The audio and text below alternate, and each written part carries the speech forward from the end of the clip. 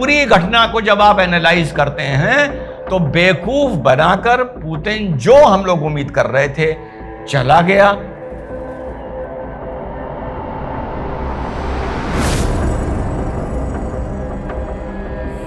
Hello नमस्कार सत श्री अकाल अस्सलाम वालेकुम। कैसे हैं जनाब? भैया कल देर रात तक जाग रहा था देखने के लिए कि कमबख्त अलास्का से खबर क्या आती है।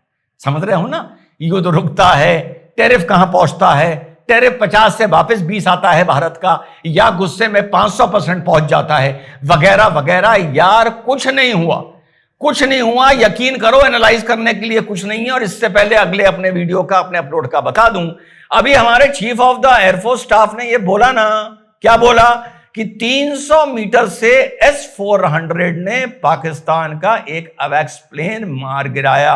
बोला ना भैया, जिसने मार गिराया आज 4 साढ़े 4 बजे उसी से होगी फेस टू फेस पर सीधी बात। बड़ा सेंसिटिव इंटरव्यू है, बहुत सोच समझ कर उनसे बात करूंगा।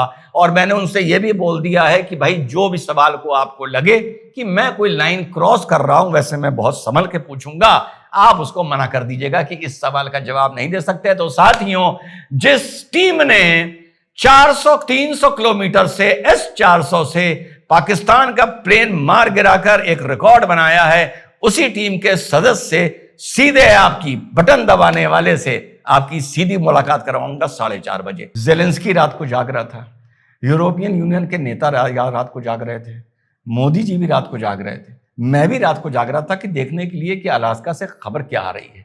मोदी जी तो इसलिए जाग रहे थे कि भैया मुझे बता देना कि मेरा टैरिफ 50% रहेगा या बढ़ के 500 हो गया है या घट के 19 हो गया है। मैं इसलिए जाग रहा था देखने के लिए कि मुझे अगले दिन इस पे वीडियो बनाना बहुत जरूरी था। ज़ेलेंस्की इसलिए जाग रहा था कि देखूं ये मेरा नाम लेके मेरे बारे में क्या फैसला कर देते हैं। यूरोप इस मारे जाग रहा था क्योंकि वो कह रहा था मुझे तो समझ ही नहीं आ रहा ये दोनों मिलकर कर क्या रहे हैं। तो साहब, अलास्का में बड़ी हाई प्रोफाइल मीटिंग हो चुकी पुतिन साहब की और डोनाल्ड ट्रंप की। अलास्का क्यों चुना गया? अलास्का इसलिए चुना गया क्योंकि धरती को जब हम गोल देखते हैं तो रशिया और यूएसए टेक्निकली स्पीकिंग नेबर्स हैं। बीच में सिर्फ बेरिंग सी, बेरिंग स्ट्रेट है और शायद 80 या 90 किलोमीटर का फासला है। तो पुतिन साहब ने कहा कि अगर मैं मेनलैंड अमेरिका में जाऊंगा तो पता नहीं कितने लोगों की एयर स्पेस के ऊपर से जाना पड़ेगा, पता नहीं कोई परमिशन दे ना दे, बाद में कंट्रोवर्सी हो, तो ऊपर बतौर नेबर आकर वहीं पर मिल लेते हैं। अलास्का भी पहले यूएसएसआर का हुआ करता था, तब यूएसएसआर नहीं था। 1867 में अलास्का क्योंकि अनमैनेजेबल हो गया था, यूएसए को बेच दिया गया था और ये रशिया के लिए एक ब्लंडर साबित हुआ और अमेरिका के लिए एक वरदान साबित हुआ।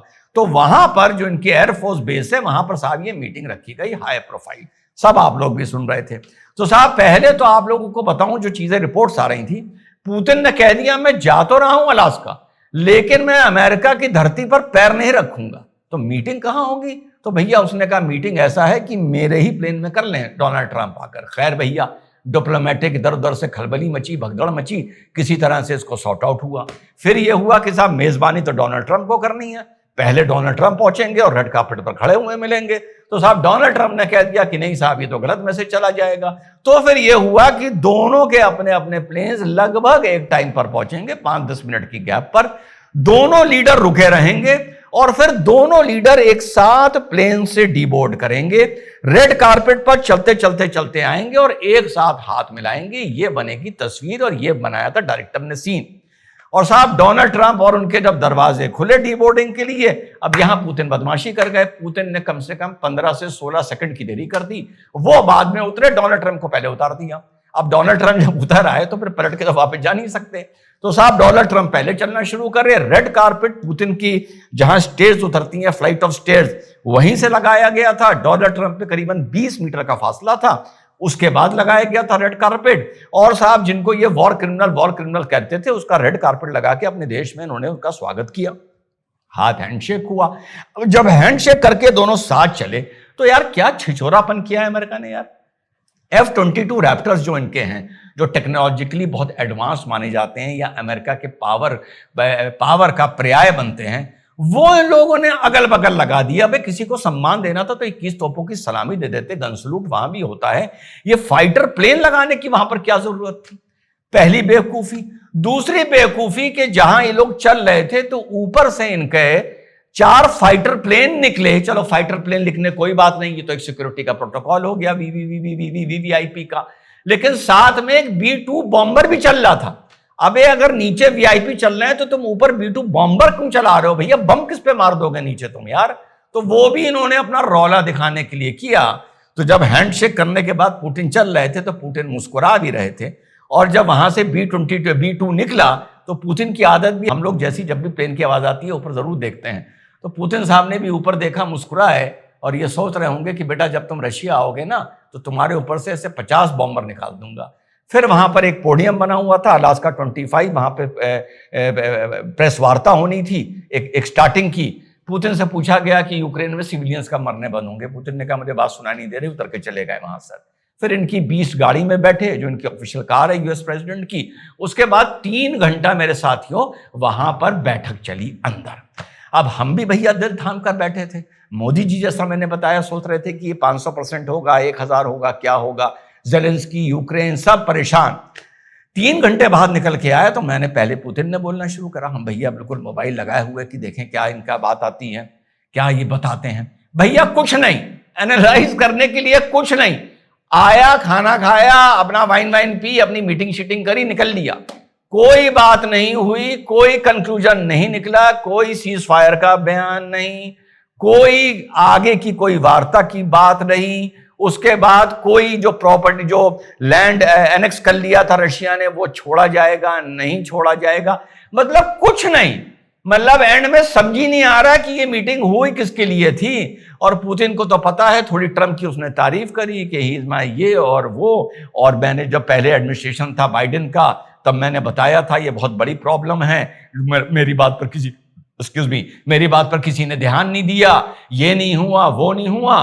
करीबन 8-10 मिनट पुतिन बोले, 3 घंटा मात्र मीटिंग चली। उसके बाद जब ट्रम्प की बात बोलने की आई, हाँ ये भी बोले पुतिन कि कोई हमारा एग्रीमेंट हुआ है।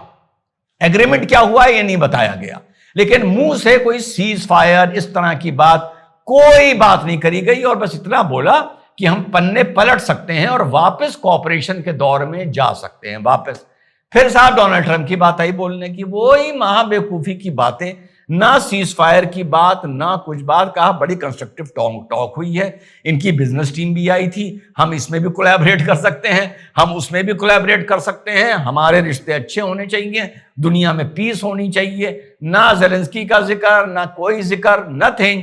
और एंड में बोले कि अब हम लोग फिर से मिलेंगे। तो पुतिन ने बोला इस बार हम लोग रशिया में मिलेंगे। और ये हुआ कि भैया ये डोनाल्ड ट्रंप बोले हैं अब मेरे यहां से चलने का टाइम हो गया, ये भी अपने हवाई जहाज में बैठ के निकल लें, मैं भी अपने हवाई जहाज में बैठ के निकल लूंगा। और चलते चलते बस इतना बोला है कि आगे जो अब मैं जाकर जेलेंस्की को और यूरोपियन यूनियन के नेताओं को फोन पर बात करके बता दूंगा क्या बात हुई है, इसके बाद आगे जो भी बात होगी होगी। यानी बिल्कुल अंडा। जब ये शुरुआत हो रही थी याद है आपको, 2 मिनट में बता दूंगा कि क्या है, बात नहीं बनी तो छोड़ के उठ जाऊंगा। चलते चलते भाई 25% चांस है कि ये टॉक्स फेल हो जाएंगी। जब यूएसए रशिया के फॉरेन मिनिस्टर एडवांस टीम के तौर पर अलास्का पहुंचे लैव्रोव साहब, तो आप लोगों को पता है उन्होंने जैकेट कौन सी पहन रखी थी? सीसीसीपी का महत्व वही लोग समझ सकते हैं जिन्होंने पहले रशिया की politics, creation of Russia and then disintegration of Russia USSR follow किया हो। सीसीसीपी एक रशियन में एक्रोनिम है यूएसएसआर का। तो क्या मैसेज दिया है रशिया के फॉरेन मिनिस्टर ने कि ये लड़ाई पुरानी यूएसएसआर की जमीन वापस लेने के लिए हो रही है। और वो जैकेट अपनी जो पुल ओवर या टी शर्ट भी जो पहन के आए थे वो सीसीपी के पहन के आए थे। और जब उनसे पूछा गया तो इस टॉक्स के बारे में आपको क्या कहना है, तो साहब एक सुलझा हुआ मैच्योर जवाब सुनिए रशिया के फॉरेन मिनिस्टर। Никогда не загадываем ничего наперед. Мы знаем, что у нас есть аргумент, у нас есть позиция понятная, четкая. Мы будем ее излагать. Здесь уже немало сделано в ходе визитов. जी हाँ साथियों, और इनके जवाब 25% चांस ये है 2 मिनट में बता दूंगा, उठ के चला जाऊंगा। एंड में साथियों इस पूरी घटना को जब आप एनालाइज करते हैं तो बेवकूफ बनाकर पुतिन जो हम लोग उम्मीद कर रहे थे चला गया। कोई फिलहाल कमिटमेंट नहीं है, कोई सैंक्शंस की बात नहीं है, कोई सीज फायर की बात नहीं है, कोई जो जमीन ली थी वो वापस लौटाने की बात नहीं है। मतलब नथिंग टेक्निकली मानिए, बस इतना बोल दिया कि कोई हमारे इनके बीच में एग्रीमेंट हुआ है। अब क्या हुआ है भैया, ये आने वाला वक्त बताएगा, तब उसे एनालाइज कर लेंगे। फिलहाल किसी को भी नहीं पता है कि बात क्या हुई, और 3 घंटे में सारा मैटर निपट गया।